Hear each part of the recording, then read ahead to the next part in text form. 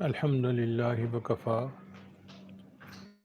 وسلام علی عبادہ الذین اصطفیٰ اما بعد اعوذ باللہ من الشیطان الرجیم بسم اللہ الرحمن الرحیم کل نفس ذائقۃ الموت ثم الینا ترجعون وقال اللہ تعالی فی مقام آخر کل نفس ذائقۃ الموت وَإِنَّمَا تُوَفَّوْنَ أُجُورَكُمْ يَوْمَ الْقِيَامَةِ فَمَنْ زُحْزِحَ عَنِ النَّارِ وَأُدْخِلَ الْجَنَّةَ فَقَدْ فَازَ وَمَا الْحَيَاةُ الدُّنْيَا إِلَّا مَتَاعُ الْغُرُورِ وقال اللہ تعالی فی مقام آخر اللہ علیہ وسلم تحفۃ المؤمن الموت سبحان ربک رب العزۃ عما یصفون وسلام علی المرسلین والحمد للہ رب العالمین اللہم صلی علی سیدنا محمد وعلی آل سیدنا محمد وبارک وسلم۔ انسانی زندگی ہوا میں رکھے ہوئے چراغ کی مانند ہے۔ جیسے ہوا میں رکھا ہوا چراغ ایک جھونکے کا محتاج ہوتا ہے، انسانی زندگی بھی ایک پل کی محتاج ہوتی ہے۔ کسی شاعر نے کہا، زندگی کیا ہے تھرکتا ہوا ننھا سا دیا، ایک ہی جھونکا جسے آ کے بجھا دیتا ہے، یا سے مژگاں غم کا تھرکتا ہوا آنسو، پلک چھپکنا جسے مٹی میں ملا دیتا ہے۔ کہ زندگی کی مثال ایسی ہے جیسے ہوا میں رکھا ہوا چراغ، ایک جھونکا آتا ہے چراغ بجھ جاتا ہے، یا پھر رونے والے کی پلکوں پہ جو آنسو ہوتا ہے وہی پلک چھپکنے کا محتاج ہوتا ہے، پلک چھپکی اور آنسو زمین پہ گر گیا۔ اسی طرح انسان کا معاملہ ہے، ایک لمحہ پہلے زندہ ہوتا ہے اور ایک لمحے کے بعد اسے موت آ جاتی ہے۔ ہماری دنیا کی زندگی کا وقفہ بہت تھوڑا ہے، چاہے وہ 100 سال ہی کیوں نہ ہو۔ زندگی انسان کی ہے مانند مرغ بے نوا، زندگی انسان کی ہے مانند مرغ بے نوا، شاخ پر کچھ دیر بیٹھا چہچہایا اڑ گیا۔ جیسے پرندے کی مثال ہوتی ہے کہ وہ اڑ کر آتا ہے، تھوڑی دیر درخت پر بیٹھتا ہے، چہچہانے کے بعد واپس چلا جاتا ہے۔ ہم بھی اس دنیا کے درخت پر آئے، تھوڑی دیر اپنی زندگی میں ہم یہاں چہچہائیں گے، اعمال کریں گے، اور بالآخر ہمیں آخرت کی طرف لوٹ جانا ہے۔ آتے ہوئے اذاں ہوئی، جاتے ہوئے نماز۔ اس لیے بچہ جب آتا ہے تو اس کے ایک کان میں اذان اور ایک کان میں اقامت کہی جاتی ہے۔ اس کو یہ سبق دیا جاتا ہے کہ دیکھیں، تیری زندگی کی اذان بھی ہو چکی، اقامت بھی ہو چکی، اب جماعت کھڑے ہونے میں جتنا تھوڑا سا ٹائم ہوتا ہے وہ تیری زندگی ہے، جیسے ہی تو مرے گا تیری نماز جنازہ کھڑی ہو جائے گی۔ آتے ہوئے اذاں ہوئی، جاتے ہوئے نماز، اتنی ذرا سی دیر میں آئے چلے گئے۔ اور یہ اللہ تعالیٰ کا ایک غیبی نظام ہے، بناتے ہیں اللہ تعالیٰ سارے زندگی معاملات کو۔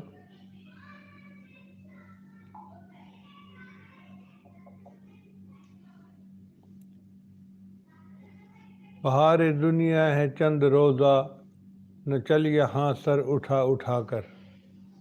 بہار دنیا ہے چند روزہ، نہ چل یہاں سر اٹھا اٹھا کر، خدا نے خود ہی مٹا دیے ہیں ہزاروں نقشے بنا بنا کر۔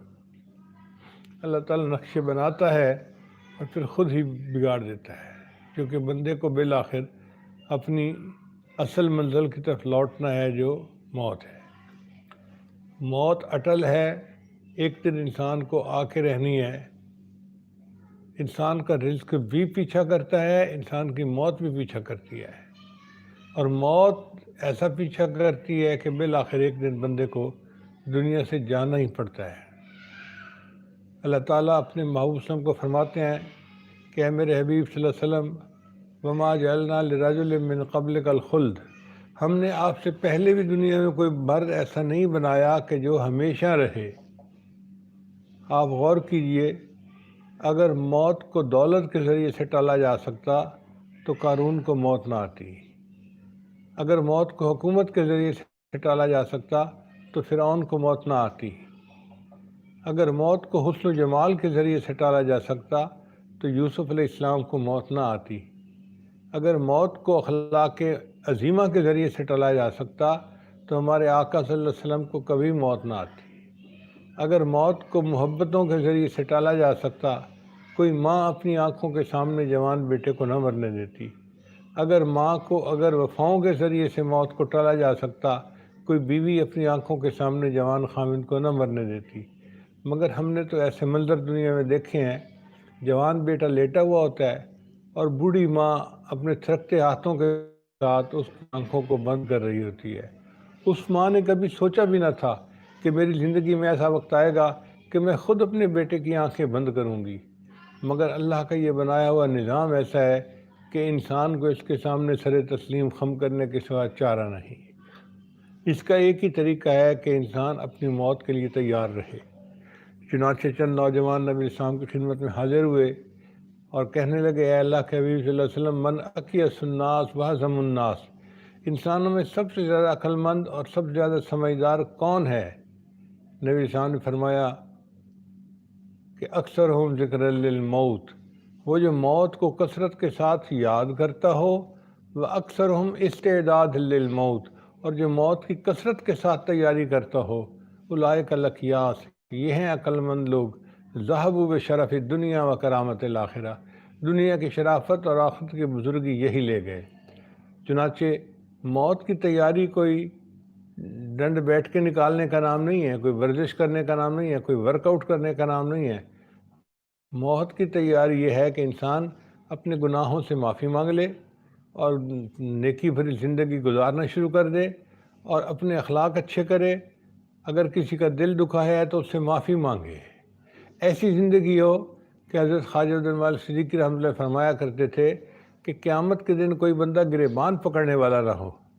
اگر کسی نے اپنی زندگی کو ایسے بنا لیا، جوان بیٹے بھی تھے، اس کو دشمنوں نے قتل کر کے نہر میں ڈال دیا تو اس کی لاش نہر کے پانی کے اندر رہی اور پھول گئی۔ جب پتہ چلا، پولیس نے لاش کو پکڑا تو لاش اتنی پھولی ہوئی تھی کہ پتہ بھی نہیں چلتا تھا کہ یہ شکل مرد کی ہے یا عورت کی ہے، شناخت ہوتی نہیں تھی۔ اب جب شناخت ہوتی نہیں تھی تو پولیس نے قریب گاؤں کے امام صاحب کو کہا کہ جو بھی ہے مسلمان ہے، آپ اس کو نہلا دھلا کر دفنا دیں، کیس کھلے گا تو پھر بعد میں دیکھی جائے گی۔ چنانچہ امام صاحب نے اس کو نہلا دیا، لیکن جب کفن دینے کا وقت آ گیا تو امام صاحب نے کہا، بھئی میرے پاس تو پیسے نہیں کہ میں کفن خرید سکوں۔ دیہاتوں میں کھانے پینے کی چیزیں ہوتی ہیں لیکن کیش ہینڈ میں نہیں ہوتا کہ انسان خرچ کر سکے۔ تو بستی والوں نے کہا کہ اچھا پھر اس کے لیے چندہ کر لو۔ چنانچہ مسجد میں اعلان ہوا، لوگوں لاوارث نعش ہے، اس کو کفن دینا ہے، اس کے لیے چندہ لاؤ۔ کوئی 1 روپیہ لایا، کوئی 2 روپیہ لایا، کوئی 5 روپیہ لائے۔ 1 گھنٹہ اعلان ہوتا رہا اور 1 گھنٹے اعلان کے بعد پیسے پورے ہوئے، کفن خریدا گیا اور اس ناوارث لاش کو کفنا کر بالآخر دفنا دیا گیا۔ 3 مہینے کے بعد جب کیس کی حقیقت کھلی تو پتہ چلا کہ وہ بندہ اپنے علاقے کا نمبردار تھا، کئی کروڑ روپیہ اس کے بینک اکاؤنٹ میں تھا اور 4 مربع زمین کا مالک تھا اور اس پر کنوں کے باغ لگے ہوئے تھے، 4 جوان بیٹے تھے۔ اس بندے نے زندگی کبھی نہیں سوچا ہوگا کہ میں جب مروں گا تو چندے کا کفن لے کے دنیا سے جاؤں گا۔ تو موت برحق ہے، کفن کے ملنے میں شک ہے۔ حضرت علی اللہ عنہ فرمایا کرتے تھے کہ موت کی تکلیف انسان کو کینچیوں سے کتر دینے سے زیادہ سخت ہوتی ہے۔ انسان کو موت کی تکلیف دیگ میں بھون دینے سے زیادہ سخت ہوتی ہے۔ چنانچہ ایک اللہ کے ولی فوت ہوئے تو ان سے پوچھا گیا، جی کہ آپ نے موت کو کیسے پایا؟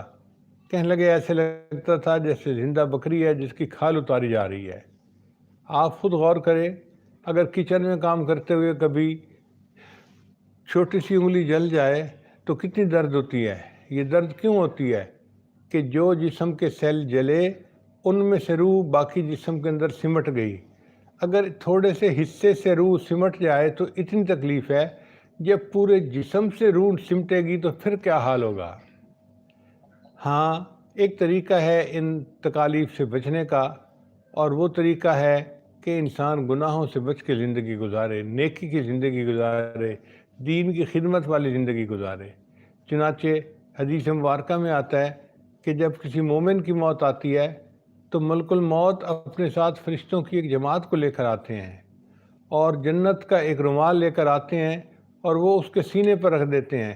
یہ انستھیزیا ہے جو جنت کا انستھیزیا اس بندے کو مل رہا ہے تاکہ اس کو تکلیف ہی نہ ہو آپریشن ہونے کی، اور پھر اس کی روح کو نکالتے ہیں اس طرح کہ جس طرح جسم مکھن میں سے بال نکال لیا جاتا ہے۔ ایسے اللہ والوں کو موت کی تکلیف نہیں محسوس ہوتی، بلکہ حدیث پاک میں تو آتا ہے کہ جو شہید ہوتے ہیں ان کو تو موت کے وقت مزہ آتا ہے اپنی روح کے نکلنے کا۔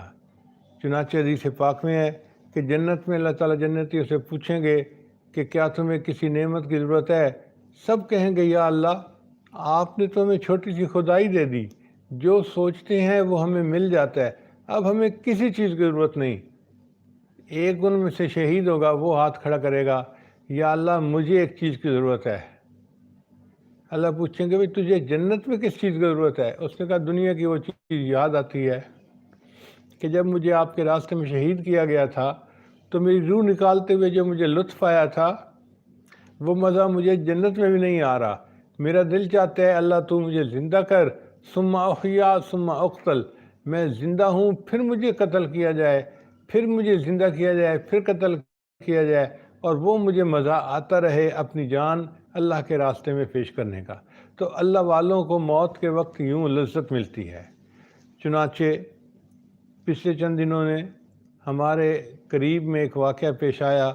ہماری ایک معلمہ جو ہمارے اپنے جامعہ میں پڑھاتی تھی اس کی وفات ہو گئی۔ عمر تو اس کی 36-37 سال ہی تھی، مگر تقریباً 30 سال اس نے ہمارے جامعہ میں پڑھایا۔ باجی جان سمیہ ان کا نام تھا۔ سارا دن قرآن پڑھتی تھی، پڑھاتی تھی اور قرآن کے گلشن میں زندگی گزارتی تھی، بلکہ اس کی تو رہائش ہی مدرسے کے اندر تھی۔ ابھی چند دن ہی یہ زخم ہمیں لگا تھا کہ ایک اور واقعہ پیش آ گیا۔ ہماری ای مہد کی ایک معلمہ جس کا نام مہوش تھا، مہوش باجی، اچانک اس کی وفات ہو گئی۔ اللہ کی شان دیکھیں کہ امید سے تھیں اور بچے کی ولادت کا وقت قریب تھا، اور کوئی خاص وجہ بھی نہیں بنی کہ ہارٹ اٹیک ہوا ہو یا فلاں ہوا ہو یا فلاں ہوا ہو۔ گھر میں ہی تھیں۔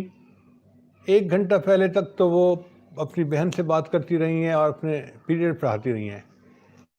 یعنی جانا اس دن بھی اس نے فل کلاسیں لیں۔ اب آپ بتائیے، ایک جوان بچی ہے، 2 چھوٹے چھوٹے بچے بھی اس کے پاس ہیں، ایک بچہ پیٹ میں ہے، اور پھر وہ دین کا کام کر رہی ہے، لگی ہوئی ہے۔ اس نے پورے ای مہد کا لوڈ اپنے اوپر اٹھایا ہوا تھا۔ ہم تو اس کی ہمت پہ حیران ہیں۔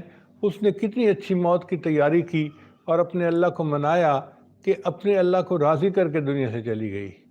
میں نے جب اس کی وفات کی خبر سنی تو میرے لیے تو ایک سکتے کا عالم تھا، اور میری زبان سے نکلا What a marvelous ending۔ اللہ نے اس کو کتنی پیاری موت عطا فرمائی۔ پھر میں نے کہا اپنی وائف کو کہ another success story، کہ ہماری جماعت کی معلمات میں ایک اور سکسیس سٹوری ہے جو اللہ نے ہمیں اپنی آنکھوں کے سامنے دکھا دی۔ اللہ تعالیٰ اس کی محنت کو قبول کرے، اور جس محبت اور لگن کے ساتھ اس نے دین کا کام کیا، کھانا پینا، بچے، گھر کے کام، یہ سب کچھ اس کے ذمہ تھا۔ اس کو کوئی ہیلپ نہیں تھی، گھر میں نوکرانیاں نہیں تھیں، سارے کام خود کرتی تھی، جوان خامد بھی ہے۔ پھر اس کے باوجود دین کا اتنا کام یوں لگتا ہے کہ اللہ نے اس کے راستے ہموار کر دیے تھے کہ میری بندی تیری مہلت تھوڑی ہے، تو جلدی اپنے سارے کام سمیٹ لے اور میرے پاس آ جا۔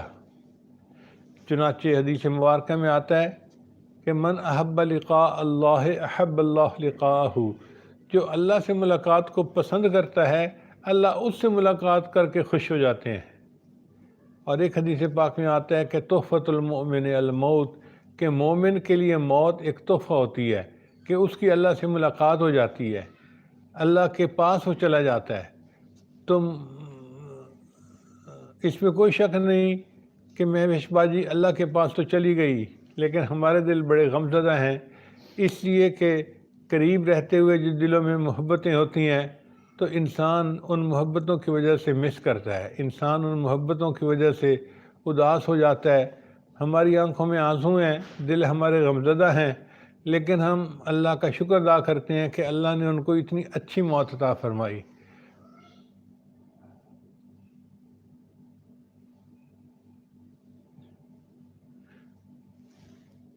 ہمارے جامعہ کی طالبات کو جب پتہ چلا کہ اس طرح ایک اور معلمہ فوت ہو گئی تو مجھے تھوڑی دیر پہلے بتایا گیا کہ انہوں نے 107 قرآن مجید ان کے لیے پڑھے ایصال ثواب کے لیے، اور 7 لاکھ مرتبہ کلمے کا ورد کیا۔ سبحان اللہ، اتنی اچھی موت اگر آنی ہو تو بندہ تو پھر مرنے کے لیے تیار رہنا چاہیے۔ کہتے ہیں کہ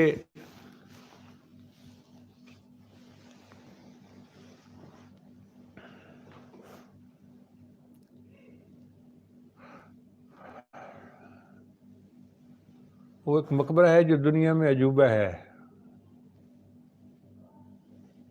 انڈیا کے اندر ہے، میرے ذہن سے اس کا نام نکل گیا، تاج محل۔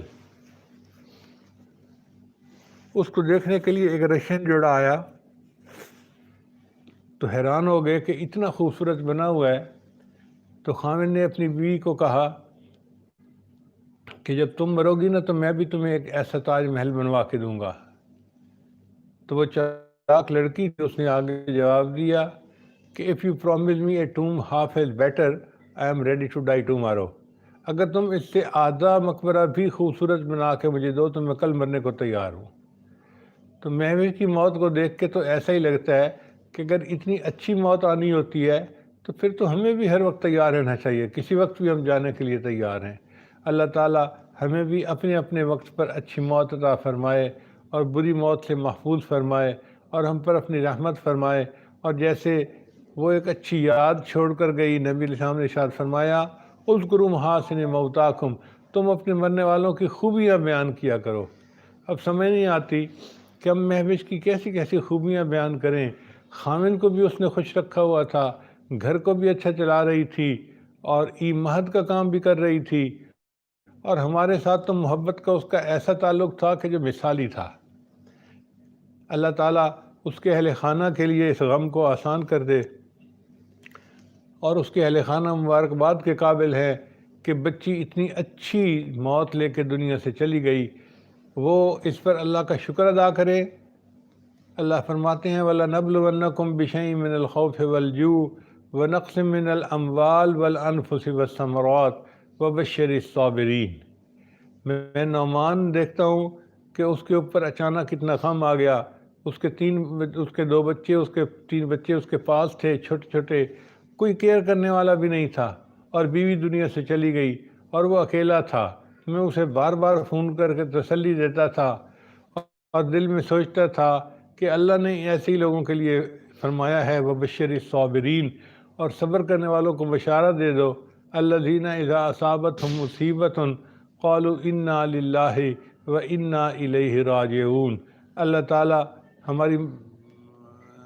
ہماری اصلاح فرمائے، اور جو فوت ہو گئی ہیں اللہ ان کی بخشش فرمائے اور ان کو اپنے قرب کے اعلیٰ ترین درجات عطا فرمائے، اور اللہ تعالیٰ ان کی جو فیملی ہے ان کو صبر جمیل عطا فرمائے، ان کی بہنوں کو اور ان کے والدین کو، اور اللہ تعالیٰ سب کو دین کے لیے ایسی بھرپور زندگی گزارنے کی توفیق عطا فرمائے۔ وآخر دعوانا ان الحمد للہ رب العالمین۔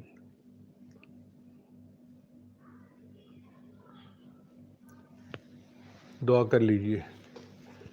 سبحان ربی العلی الوہاب، اللہم صلی علی سیدنا محمد وعلی آل سیدنا محمد وبارک وسلم۔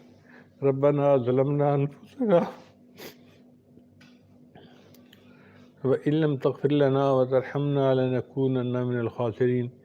اے مالک ہم آپ کے عاجز مسکین بندے ہیں، ہمارے گناہوں کو معاف فرما، خطاؤں سے درگزر فرما، عیبوں کی پردہ پوشی فرما۔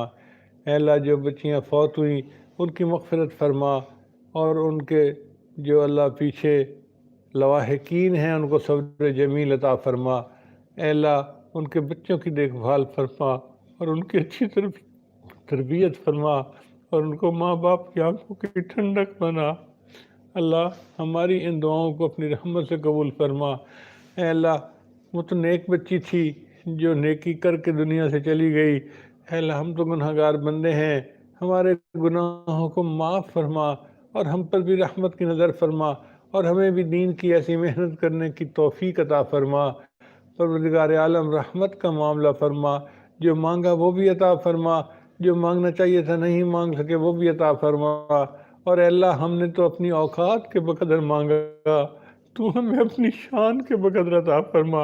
اللہ جو آپ نے ہمیں دنیا میں نعمتیں دی ہیں ان کی قدردانی کی توفیق عطا فرما، تقوی کی زندگی گزارنے کی توفیق عطا فرما، آنے والے وقت کو گزرے وقت سے بہتر فرما، آنے والی زندگی کو گزری زندگی کا کفارہ بنا۔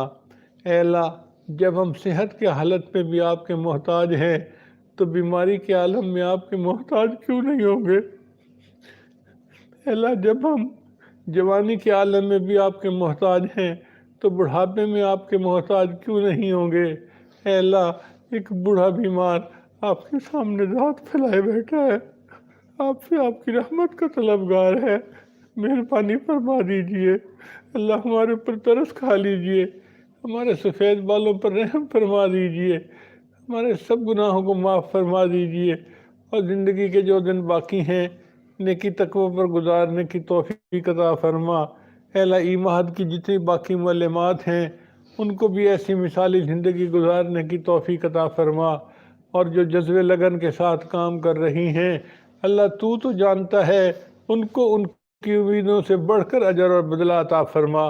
ربنا تقبل منا انک انت، اے اللہ جو قرآن مجید پڑھے گئے یا کلمہ شریف کا ورد کیا گیا اس کا ثواب محوش کو پہنچا، اور قیامت کے دن اس کو نبی علیہ السلام کا قرب عطا فرما، ان کے ہاتھوں حوض کوثر کا جام عطا فرما، اور جنت میں ان کے قدموں میں جگہ نصیب فرما۔ صلی اللہ تعالی علی حبیبہ سیدنا محمد و آلہ و اصحابہ اجمعین برحمتک یا ارحم الراحمین۔